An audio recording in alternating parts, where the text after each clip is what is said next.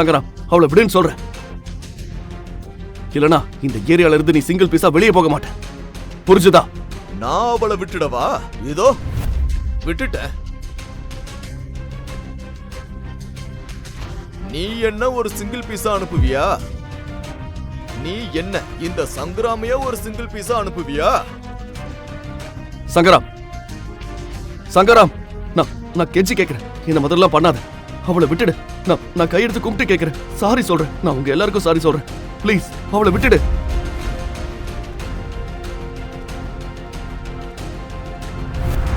இரண்டு நாட்களுக்கு முன் இரவு நேரம் சென்னை நகரத்தின் விளக்குகள் மெதுவாக அணைந்து கொண்டிருந்தது. கடற்கரை ஓரத்தில் இருந்த சின்ன சின்ன கடைகளையும் அடைக்கும் நேரமானது. அதில் ஒன்று யஷ்பாலின் கடை. அட, டீக்கார தம்பி, எனக்கு ஒரு மசாலா டீ கொடுப்பா. அண்ணா, ரொம்ப சாரி, இப்போ கடையை மூடிட்டேன். டீயும் தீர்ந்து போச்சு. நீங்க காசு வச்சுக்கோங்க. காலையில வாங்கினேன். நான் உங்களுக்கு நல்ல மசாலா ஏலக்காய் போட்ட டீ தரேன். ஆனா தம்பி, எனக்கு இப்பதான் டீ குடிக்கணும் போல இருக்கு. நீ என்ன காலையில வர சொல்ற? சரி, அப்போ ஒன்று செய்யலாம். நம்ம வீடு பக்கத்துல தான் இருக்கு. என் பைக்கும் இங்க தான் இருக்கு. நான் என் வீட்டுல போய் ஒரு கப் டீ தரேன். இல்ல, நான் அப்புறமா குடிக்கிறேன். இல்ல, தயங்காதீங்க, வாங்க, நான் டீ தரேன். நம்ம வீடு இங்க பக்கத்துல தான் இருக்கு, கடற்கரை பக்கத்துல. கடற்கரை பக்கத்துலயா? ஆமாமா, கடற்கரையில பக்கத்துல தான். சீ ஃபேசிங்ல நம்ம வீடு கடலுக்கு எதிர்த்தாப்புல தான் இருக்கு. ஜன்னலை திறந்தா கடலை பார்க்கலாம். நீங்க டீ குடிக்கிறதோட வேற எதையும் குடிக்கலையே? இல்ல, நான் நிஜமா சொல்றேன். என் மேல சத்தியமா சொல்றேன். நான் பொய் சொல்லல. இங்கேயே தான். நம்ம இன்னும் கொஞ்ச தூரம் போனா அங்க குடிசைகள் தெரியும். அதுல ஒண்ணு என் வீடு. குடிசையா? ஆமா, நீ நல்லா ஜோக் பண்ற. இன்னொரு நாள் போலாம், சரியா? சரிண்ணா, கண்டிப்பா. இவர்தான் ஃபைசான் மியான். இவரது வடப்பாவ் கடையில் வியாபாரம் கொஞ்சம் மந்தமாகத்தான் இருந்தது. நீ அவரை நல்லா சமாளிச்ச. இல்லனா அவர் இன்னைக்கு ராத்திரி உன்னை டார்ச்சர் பண்ணிருப்பாரு. அப்படி இல்ல, நம்ம கடைக்கு மக்கள் அவ்வளவு நம்பிக்கையோட டீ குடிக்க வராங்க. நம்ம அவங்கள நல்லா கவனிச்சுக்க வேண்டாமா? சரிதான். சரி யஷ்பால், எனக்கு ஒரு டிப்ஸ் கொடு. இன்னைக்கு பிசினஸ் நல்லாவே போல. பாரு தம்பி, வியாபாரம் சூப்பரா போகணும்னா புது உலகத்தோட டேஸ்ட புரிஞ்சுக்கணும், வெரைட்டியா புரிஞ்சுக்கணும். அப்புறம் என்ன, வியாபாரம் தானா நடக்க ஆரம்பிச்சிடும். புரிஞ்சுதா? அட யஷ்பால், நீ சத்தியமா டயலாக் எல்லாம் மாசா பேசுறப்பா. இது டயலாக் இல்ல, இது பிசினஸ். புரிஞ்சுதா? அப்புறம் ஏன் டிவி வித்துட்டு இருக்க? அங்க போ, அதுக்கு என்ன பேரு? Film line. நீ நல்லா பேசுற, பார்க்கவும் ரொம்ப ஹேண்ட்ஸமா இருக்க. ஆமா, என் மாமா பாலிவுட்ல உட்காந்துருக்காரு. எனக்காக காசு போட்டு என்ன ஹீரோ ஆக்குவாரு. இப்ப நீ வீட்டுக்கு போ, உன் மனைவி உனக்காக காத்துட்டு இருப்பா. போ. சரி, நாளைக்கு வந்து மீதிய சொல்லு. வாழ்க்கையில் பெரிய ஆசைகள் இல்லை என்றாலும் யஷ்பால் தன்னுடைய சாதாரண வருமானத்தில் மகிழ்ச்சியாக இருந்தான். அவன் இந்த உலகத்திற்கு முன் ஒரு நல்ல நேர்மையான மனிதனாக இருக்க முயற்சி செய்தான். மழை வந்துச்சுன்னா நம்ம காசு எல்லாம் காலி ஆயிரும். நம்ம இன்னைக்கு கஷ்டப்பட்டு உழைச்சதெல்லாம் வீணா போயிடும். திடீரென்று யஷ்பால் சாலையோரம் ஒரு பெண் மயக்கத்தில் படுத்திருப்பதை கண்டான். இவ யாரு? இங்க வெள்ளை ட்ரெஸ்ல படுத்திருக்கா? பேய் பிசாசா இருக்க கூடாது கடவுளே. Excuse me. ஏ பொண்ணு, ஏன் எழுந்திருக்க மாட்டேங்கிறா? எவ்வளவு அழகான பொண்ணு, எவ்வளவு விலையுந்த ட்ரெஸ் போட்டிருக்கா. இவ ஒரு பணக்கார வீட்டு பொண்ணு மாதிரி தெரியுது. மூச்சு விடுறா, நாடி துடிப்பும் இருக்கு. அட கடவுளே, கெட்ட வாட கூட வருது. சத்தியமா சொல்றேன், எவ்வளவுதான் குடிச்சிருக்காளோ தெரியல. யாராவது இவ கூட என்ன பார்த்தா, கடவுளே, சத்தியமா நான் மாட்டிக்குவேன். இப்படி ராத்திரி தனியா அவளை விட்டுட்டு போகவும் முடியாது. என்னடா தம்பி செய்யறது? இல்ல, என் மனசு ஒத்துக்க மாட்டேங்குது. யஷ்பாலுக்கு இப்படி ஒரு அழகான பொண்ணு, இப்படி ஒரு ஆள் நடமாட்டம் இல்லாத இடத்துல தனியாக விட மனம் இல்லை. அதனால் அவளை வீட்டுக்கு அழைத்துச் செல்வதுதான் சரி என்று நினைத்தான்.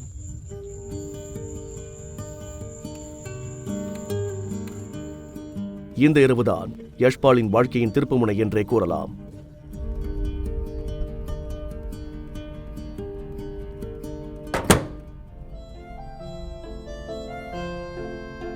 என்ன செய்யறது? ஜாக்கெட்டை கழட்டிடலாமா? யாஷ் ஜாக்கெட்டை கழற்றி மயக்கமான பொண்ணை கட்டிலில் படுக்க வைத்தான். அவளுக்கு 21, 22 வயசுதான் இருக்கும். அந்த பெண் போட்டிருந்த விலையிருந்த பர்ஃபியூமின் வாசனை அந்த ரூம் முழுவதும் பரவியிருந்தது. அது அவனுடைய 6 மாத சம்பாதியத்தை விட அதிக விலையாக இருக்கும் போல இருந்தது.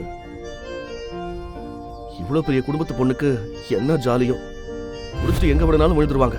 மயக்கம் போட்டு தான் யாருன்னே தெரியாத அளவுக்கு கண்ட இடத்துல கிடப்பாங்க.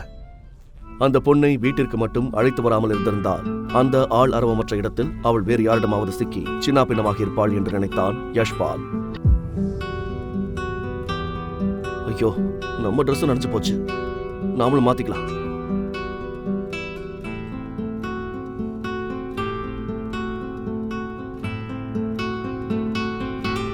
இவளால ரூமே ஜொலிக்குது.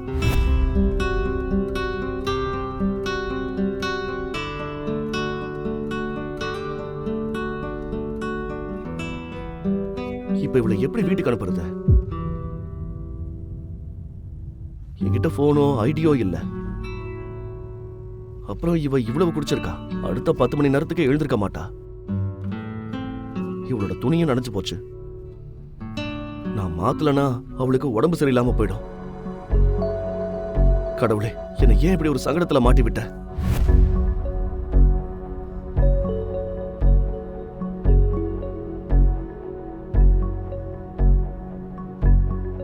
அடடா, இவளோட துணியை எப்படி மாத்துறது? ஆனா மாத்தியே ஆகணும். மாத்தலனா காலையில உயிரோட இருப்பாளானே தெரியாது. நான் இவளை ஹாஸ்பிட்டலுக்கு கூட்டிட்டு போகணும்.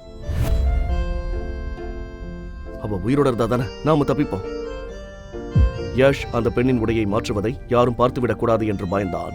ஏனென்றால் யாராவது அவனை பார்த்து விட்டால் யஷ் அசிங்கப்பட்டு தன்னுடைய டீ கடையை மூடிவிட்டு கிராமத்திற்கு திரும்ப செல்ல வேண்டியதாக இருக்கும்.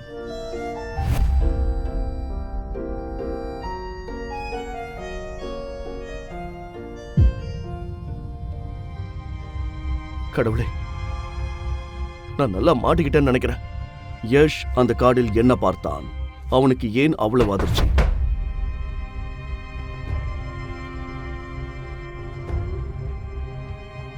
ராத்திரி 2:30 மணிக்கு யார் கதவு தட்டுறது? யஷ்பாலின் டென்ஷன் அதிகமானது. தெரியாத பெண்ணுடன் யாராவது அவனை பார்த்து விட்டால் பிரச்சனையாக விடும் என்று பயந்தான். யஷ்பால் சார், அடடா, இந்த ஸ்ருதி நடுராத்திரில எதுக்கு இங்க வந்தா? அவளுக்கு ஒரு வேளை இந்த ரூம்ல நம்ம கூட ஒரு பொண்ணு இருக்கான்னு தெரிஞ்சு போச்சுன்னா கடவுளே, நமக்கு அசிங்கமா போயிடும். தூங்கிட்டீங்களா சார்? வெளியே நின்று கொண்டிருந்தவள் அவனது பக்கத்து வீட்டுக்கார பெண் மற்றும் அவனுடைய நல்ல தோழி. என்னாச்சுமா? நான் உள்ள துணி மாத்திட்டு இருந்தேன். நீ நல்லா இருக்கியா? ராத்திரி 2:30 மணி ஆச்சு. அட இல்ல சார், எல்லாம் நல்லா தான் இருக்கு. இன்னைக்கு கிளைமேட் சரியில்லை, அதான் நீங்க திரும்பி வந்தீங்களா இல்லையான்னு பார்த்துட்டு போலான்னு வந்தேன். நல்லா படிச்சிட்டு இருக்கியா? உன் டியூஷன் ஃபீஸ் எல்லாம் கட்டியாச்சா? எல்லாம் சரியா தானே போயிட்டு இருக்கு? இல்ல, நான் ஃபீஸ் பத்தி எல்லாம் எதுவும் சொல்ல வரல. சரி, பரவாயில்ல, ஒன்னும் பிரச்சனை இல்ல. கியூட்டி போய் தூங்கு. எல்லாம் நல்லா தான் இருக்கு. Good night. நீங்க வர வர இன்டர்நெட்ல புதுசா வார்த்தைகளை கத்துக்கிட்டு என்னென்னவோ சொல்றீங்க. Good night. Good night.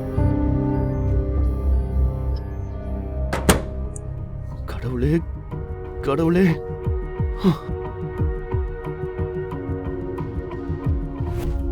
நீ என் வாழ்க்கையில வந்து எனக்கு பெரிய தொந்தரவு கொடுத்துட்டு இருக்க.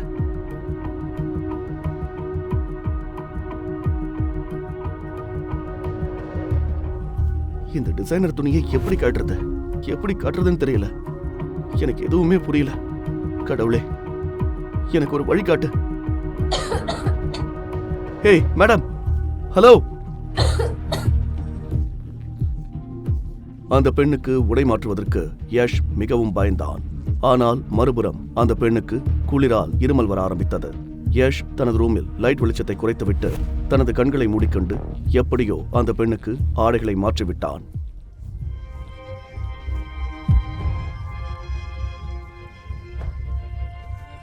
அடராமா, இந்த பொண்ணு காலையில எழுந்திருக்கும் போது ஒரு தெரியாத மனுஷனை பக்கத்துல பார்த்தா, ஐயோ கடவுளே, அப்புறம் அதிர்ச்சியாகி பெரிய பிரச்சனை பண்ணிடுவா. கடவுளுக்கு எல்லாம் தெரியும், நம்ம எல்லாம் சுத்தமான மனசுக்காரங்க. அதனால அவர் நம்மளை எந்த பிரச்சனையும் சந்திக்க விட மாட்டாரு. எனக்கு நம்பிக்கை இருக்கு. கடவுளே, ஒருவேளை இந்த நல்ல காரியத்துக்காக மேடம் நமக்கு ஒரு பரிசு கொடுப்பாங்க. பரிசா நம்மளை கல்யாணம் பண்ணிப்பாங்க, நம்மளை இம்ப்ரெஸ் பண்ணுவாங்க. அதுவும் கூட நடக்கலாம். யஷின் பார்வை அந்த கார்டின் மீது பட்டதும் அந்த கார்டு சாதாரண கார்டு இல்லை என்று யஷ் புரிந்து கொண்டான். 100 கோடிக்கு மேல் பேங்க் பேலன்ஸ் வைத்திருப்பவர்களுக்கு மட்டுமே இந்த மாதிரி கார்டுகள் கிடைக்கும் என்று இன்டர்நெட்டில் படித்திருந்தான். கியாரா அகர்வால். அந்த பெயரை படித்ததும் இந்த பெண் யார் என்று யஷுக்கு புரிந்தது. சென்னையில் உள்ள டாப் கம்பெனிகளில் ஒன்று அகர்வால் குரூப். மேலும் இந்த பெண் மிகப்பெரிய குடும்பத்திலிருந்து வந்தவர். ஐயோ கடவுளே, எனக்கு என்ன ஆகுமோ? இந்த மேடம் முன்னாடி நம்ம சின்ன கொசு மாதிரி. அப்படி இருக்கும்போது இவங்களை கல்யாணம் பண்ற கனவுலாம் கண்டுட்டு இருக்கேன். யஷ்பால் தூக்கம் வராமல் தவித்துக் கொண்டிருந்தான். ஆனால் அப்போது அவனுக்கு தெரியவில்லை, எங்கேயோ அவளை நோக்கி அவன் ஈர்க்கப்பட்டுக் கொண்டிருந்தான் என்பது.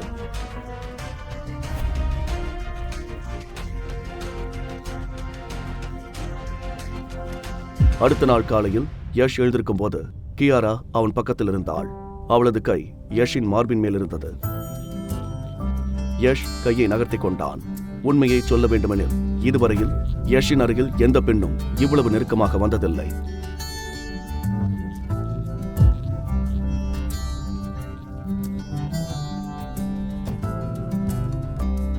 அடடா, இந்த அட்மாஸ்பியர் சொர்க்க மாதிரி இருக்கு.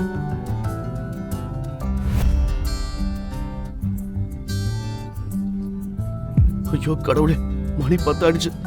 இன்னைக்கு பிசினஸ் முடிஞ்சு போச்சு. கியாராவின் குரலை கேட்டு யஷின் முகம் சிவந்து போனது. கியாராவின் முகத்தை பார்த்ததும் கியாரா அவனை தவறாக புரிந்து கொண்டாள் என்பதை அறிந்து கொண்டான் யஷ். நீங்க என்ன நினைக்கிறீங்களோ அது உண்மை இல்ல. உங்களுக்கு புரியுதா? நீ யாரு?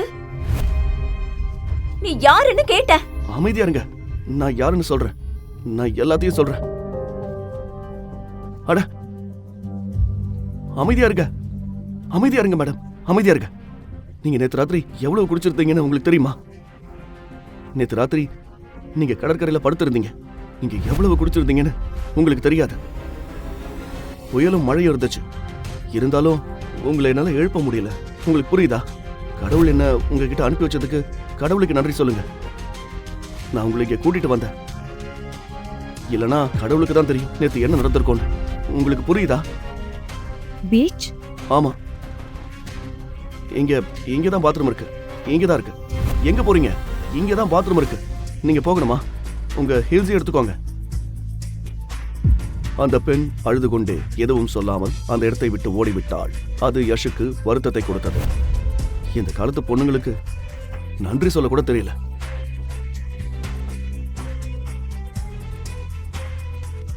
நன்றி சொல்றதை விட அகர்வால் சாரோட பொண்ணு நம்ம மேல கேஸ் போட்டா என்ன ஆகும்?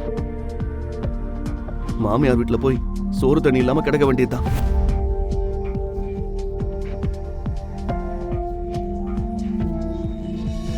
சாயங்காலமானதால் யஷின் கடை கூட்டமாக இருந்தது. யஷ் டீ போட்டு கொடுப்பதில் பிஸியாக இருந்தான். ஆனால் அவன் சிந்தனை முழுவதும் நேற்று இரவு மற்றும் இன்று காலையில் நடந்த விஷயங்களில் மட்டுமே இருந்தது. அவனால் அந்த நிகழ்வுகளை மறக்கவே முடியவில்லை. ஐயோ யஷ்பால் சார், இங்க பாருங்க, 500 ரூபாய் இருக்கு. ஆன்லைன்லயும் ஒர்க் ஆக மாட்டேங்குது. அதற்கு யஷ் பதில் ஏதும் சொல்லவில்லை. அவன் கை டீயை கலக்கிக் கொண்டே இருந்தது. ஆனால் அவன் நினைவுகள் வேறெங்கோ இருந்தது.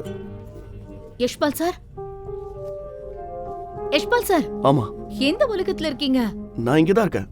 சொல்லு, நான் இங்கதான் இருக்கேன். இவங்க 10 ரூபாய் சிப்ஸ் வாங்கிட்டு 500 ரூபாய் நோட்டை கொடுத்திருக்காங்க. என்கிட்ட சில்லற இல்ல. இப்போ என்ன பண்றது? அட, அவங்களுக்கு சில்லறை கூட. இப்ப எதுக்கு டென்ஷன் ஆகுற? சில்லறையை கூட. தேங்க்யூ. இத சொல்லிட்டு நீ வேற எங்க போக போற? யஷ்பால் சார், காலையில இருந்து உங்களுக்கு என்ன ஆச்சு? எதையோ தொலைச்ச மாதிரி இருக்கீங்க. இல்ல சுருதி, நான் தொலைஞ்சு போகல. நான் இங்கதான் இருக்கேன். நான் உனக்கு ஒண்ணு சொல்லணும்னு இருந்தேன். அடுத்த மாசம் உனக்கு எக்ஸாம் வருதுல்ல? உன் படிப்புல கவனம் செலுத்து. இனி நீ இங்க வர வேண்டாம். கிளம்பி இங்க இருந்து. உன் எக்ஸாம் முடிகிற வரைக்கும் திரும்பி வராத. நீ திரும்பி வரக்கூடாது, புரிஞ்சுதா? இல்ல சார், ஒரு பிரச்சனையும் இல்ல. No problem. அட, நான் உன்கிட்ட சொல்லிட்டேன்ல. நீ போ, உன்னோட ஃபியூச்சரை கவனி. பாடி, இங்க எல்லாத்தையும் நான் சமாளிச்சுக்குவேன். ஸ்ருதியின் எக்ஸாமுக்கு சில நாட்கள் மட்டுமே இருந்தது. அவளது வாழ்க்கையையும் எதிர்காலத்தையும் பற்றி கவனம் செலுத்த வேண்டும் என்று யஷ் நினைத்தான். அதே சமயத்தில் அதிகமான கஸ்டமர்கள் வரத் தொடங்கினர். பின்னர் அவர்கள் இருவரும் வேலையில் பிஸியாக இருந்தனர். அப்போது 5-6 வாட்டசாட்டமான ஆட்கள் அந்த இடத்திற்கு வந்தனர். அவர்கள்தான் அந்த ஏரியாவின் ரவுடிகள். இப்போது அவர்கள் அங்கிருந்த கடைக்காரர்களிடம் மாமூல் வசூல் செய்து கொண்டிருந்தனர். என்ன தம்பி, எனக்கு வர வேண்டிய பணத்தை கொடுக்க மறந்துட்டியா? அடி வாங்கணுமா? என்ன பதில் சொல்றது? மறுபடியும் வந்துட்டாங்க, வேடிக்கை காட்டு. இல்ல சங்கராம் சார், ஆனா நான் ஏன் போய் சொல்லணும்? என்னோட பாக்கெட்ல ஒண்ணுமே இல்ல. நான் உங்களுக்கு கொடுத்துருவேன். அடுத்த தடவை ஃபுல் அமௌண்ட்டையும் கண்டிப்பா கொடுத்துருவேன். என்னடா என்ன முட்டாளாக்க பாக்குறியா? எனக்கு என் பணம் இப்பவே இந்த நிமிஷமே வந்தாகணும். இந்த நிமிஷம் இல்லனா உன் கடைய அடிச்சு நொறுக்கிடுவேன். புரிஞ்சதா? நான் ஏதாவது செய்யறேன். இல்ல ஏய் உடடா உடடா. சங்கராம் சார், இப்படி எல்லாம் பண்ணாதீங்க. எத்தனை நாளைக்கு தான் இந்த பதிலையே சொல்லிட்டு இருப்ப? எப்ப பண்ணுவ? விட்டுருங்கண்ணா. இவங்களுக்கெல்லாம் வாயால பேசக்கூடாது, கையால தான் நிறைய கொடுக்கணும். வேண்டாம் வேண்டாம் சங்கராம் சார்.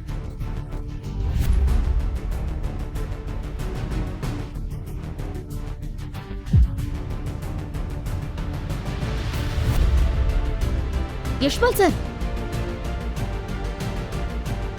யஷ்பால் சார். நான் நல்லா இருக்கேன் ஸ்ருதி, நீ வீட்டுக்கு போ. இல்ல சார், உங்களை இந்த நிலைமையில விட்டுட்டு போக முடியாது. நான் நல்லா இருக்கேன்னு சொன்னேன். வீட்டுக்கு போ, நான் இங்க எல்லாத்தையும் பாத்துக்கிறேன். உன் தகுதியை மறந்துட்டியா? எவ்வளவு தைரியம் உனக்கு? உன் கடையும் அடிச்சு உடைச்சிருவேன், உன்னையும்.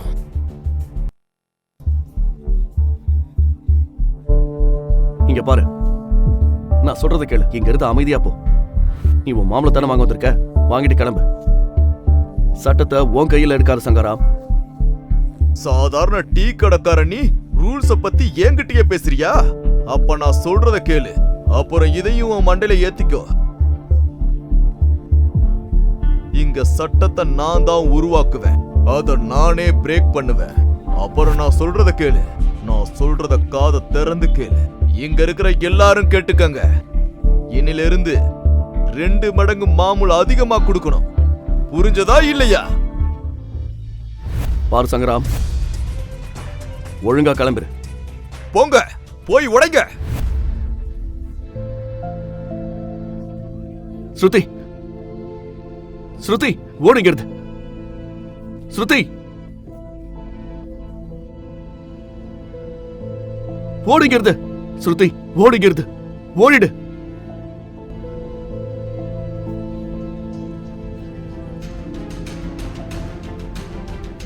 சங்கராம், அவளை விடுன்னு சொல்றேன்.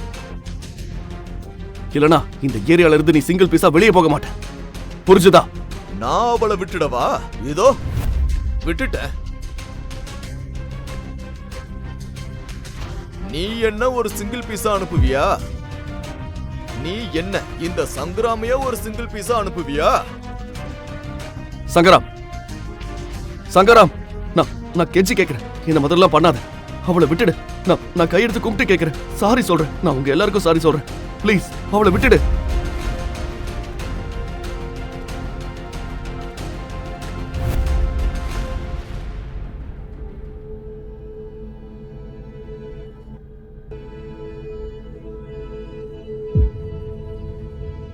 அட, போலீஸ்காரங்களே வந்துட்டாங்க. ஏய், எல்லாரும் அவங்க இடத்துல ஒழுங்கா நில்லுங்க. சார் சார், நான் தான் உங்களை கூப்பிட்டேன் சார். இவன் தான் சங்கராம். இவன் இந்த ஏரியாவோட ரவுடி. இவன் எங்க கிட்ட காசு கேட்டு வந்தான் சார். எங்க கிட்ட காசு இல்ல, அதனால இந்த மாதிரி அநியாயம் பண்ணிட்டு இருக்கான். ஆமா சார், இந்த ரவுடி என்னையும் அரெஸ்ட் பண்ணான்தான். இன்ஸ்பெக்டர், இது எங்க விஷயம், நீங்க இன்டர்ஃபியர் ஆகாதீங்க. ஏய், போலீஸே மிரட்டுறியா நீ? ஏய் இன்ஸ்பெக்டர், உனக்கு தெரியுமா நான் யாரோட ஆளுன்னு? நீ சஸ்பெண்ட் ஆகணுமா? நீ ஒரு லோக்கல் அரசியல்வாதின்னு எனக்கு தெரியும். ஆனா எலெக்ஷன் வர போகுதுல்ல, இப்போ உன் அப்பன் கூட உன்னை காப்பாத்த வரமாட்டான். ஏய், அவனை கூட்டிட்டு போ. நீ பெரிய தப்பு பண்ற, ரொம்ப பெரிய தப்பு பண்ணிட்டு இருக்க. கம்ப்ளைண்ட் கொடுத்தது யாரு? சார், நான் தான் உங்களை கூப்பிட்டேன். நீங்க போலீஸ் ஸ்டேஷனுக்கு வந்துருங்க. எஃப்ஐஆர் போடணும். அப்புறம் அவனை அடிச்சது யாரு? இவனா? இவன் சங்கராமனோட ஆள். இவன் என்ன கொல்லதான் வந்தான். யஷ்பால் சார் அவனை அடிச்சு போட்டு என்ன காப்பாத்தினாரு. நிஜமாவா? ஏய், அடி வாங்கணுமா? இவனையும் ஜீப்ல ஏத்து. இல்ல சார், இவர் என் உயிரை காப்பாத்ததான் இதையெல்லாம் பண்ணாரு. அவர் அரெஸ்ட் பண்ணாதீங்க சார். ஸ்ருதி, கவலைப்படாத. நம்ம எந்த தப்பும் செய்யலனா நமக்கு எதுவும் ஆகாது.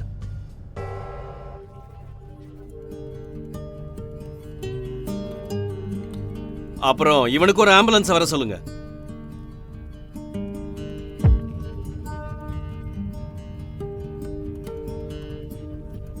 சரி, என்ன செய்ய முடியும்னு பார்க்குறேன். Good evening inspector. நான் சங்கராம் சாரோட லாயர். நான் அவர் பெயில் எடுக்க வந்திருக்கேன். அப்ப ஸ்ட்ரைட்டா சொல்லுங்க, நீங்க மினிஸ்டர் ஆளுன்னு. நீங்க எப்படி வேணும்னாலும் நினைச்சுக்கோங்க. சரி, இந்தாங்க எல்லா டாக்குமெண்ட்ஸும். நீங்க ஒரு தடவை செக் பண்ணிக்கோங்க. அப்புறம் என்னோட கிளைண்ட்ஸை வெளியே விட்டுருங்க. நான் என்னத்த சொல்றது, சிஸ்டமே சரியில்லை. இத வாங்கிக்கோங்க. இதோ. ஏய் வினோத், சங்கர் ராமையா அவனோட ஆட்களையும் ரிலீஸ் பண்ணு.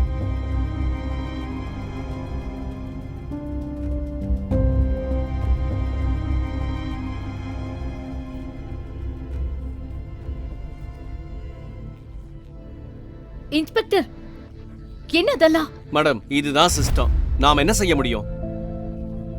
எப்படியும் ரொம்ப நேரம் ஆச்சு. நீங்க வீட்டுக்கு போங்க. இன்ஸ்பெக்டர், ஆனா தயவு செஞ்சு யஷ்பால் சாரை விட்டுடுங்க. அவர் எனக்கு உதவி பண்ணாரு. பாருங்க மேடம், அவன் அடிச்ச ரவுடி இன்னும் ஹாஸ்பிட்டல்ல தான் இருக்கான். அவன் மேல புகார் வரலன்னா அவனை விட்டுடுவோம். நீங்க டென்ஷன் ஆகாம வீட்டுக்கு போங்க.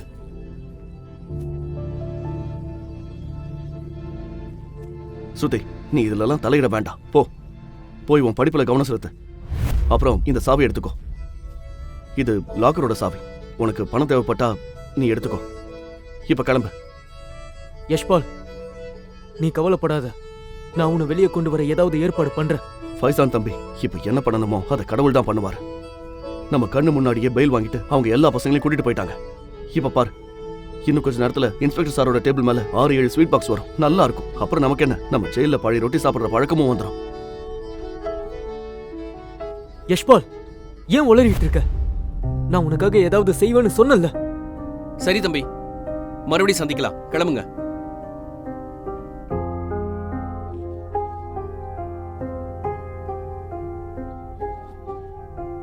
உன் பேர் என்ன? என் பேரு யஷ்பால். யஷ்பால், நீ எங்கிருந்து வர? எங்க இருந்து வந்தா என்ன சார், என்ன பெரிய வித்தியாசம் இருக்க போகுது? நான் மும்பைல இருந்து வரேன். என்னடா உனக்கு சந்தோஷமா? சும்மா மாமூல் கொடுத்துட்டு போயிருந்தா மேட்ரு முடிஞ்சு போயிருக்கும் இல்லையா? ஆனா இப்போ அவனும் அவனோட மந்திரியும் உனக்கு எதிராக என்னென்ன கேஸ் போடுவாங்கன்னு தெரியல. எப்படி சார் கேஸ் போடுவார்? என்ன இது டார்க் சிட்டியா? எங்க செல்ஃப் டிஃபென்ஸ்க்காக தான் அடிச்சேன், சும்மாலாம் அடிக்கல. அட தம்பி, உன்னை பார்த்து பரிதாபப்படுறதா இல்ல திட்டுறதான்னு தெரியல. நீ ஒரு சாதாரண டீ கடைக்காரன். நீ அப்போ டீ கடைக்கார மாதிரி தான் நடந்துக்கணும். உன் தகுதியை பாரு, அந்த ரவுடியோட தகுதியவும் பாரு. எனக்கு முதல்லயே தெரிஞ்சிருச்சு இன்ஸ்பெக்டர். ஆனா நீங்க சொன்னப்பதான் எனக்கு கன்ஃபார்ம் ஆச்சு. எப்படியும் இது உங்க வேலை விஷயம். நான் புரிச்சுக்கிறேன். பாவம், நீங்க என்ன செய்வீங்க? என்னடா சொன்ன நீ? நீ பெரிய புத்திசாலி நினைச்சிட்டு இருக்கியா? இன்னையில இருந்து உன்னோட 10 வருஷ பிளாட்ஃபார்ம் டிக்கெட்டை கட் பண்ணியாச்சு. புரிஞ்சுதா? இன்ஸ்பெக்டர் காம்ப்ளே. ஜெய்ஹிந்த். சார், சார், நீங்க யஷ்பால் எங்க? சார், நீங்க இந்த தருதலைய பத்தியா பேசுறீங்க? இவன் அதே யஷ்பால் தானே? அதே டீ கடைக்காரன். ஆமா சார், இவன் தான் மினிஸ்டர் ஆட்களோட சண்டை போட்டு அவனோட ஆட்கள் அடிச்சான். இப்ப என்ன பண்றது சார்? கேஸ ரெஜிஸ்டர் பண்ண ஆரம்பிக்கவா? உனக்கு மூளை குழம்பி போச்சா? இவனை உடனே விடுதலை பண்ண.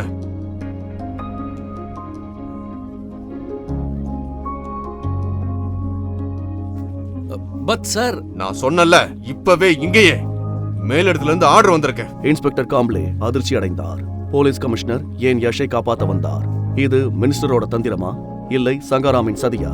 யாஷ் நிஜமா ஒரு சாதாரண டீ கடைக்காரனா, இல்லை அவனுக்கென்று ஒரு தனி அடையாளம் இருந்ததா? யஷ்பாலை காப்பாற்றியது யார்?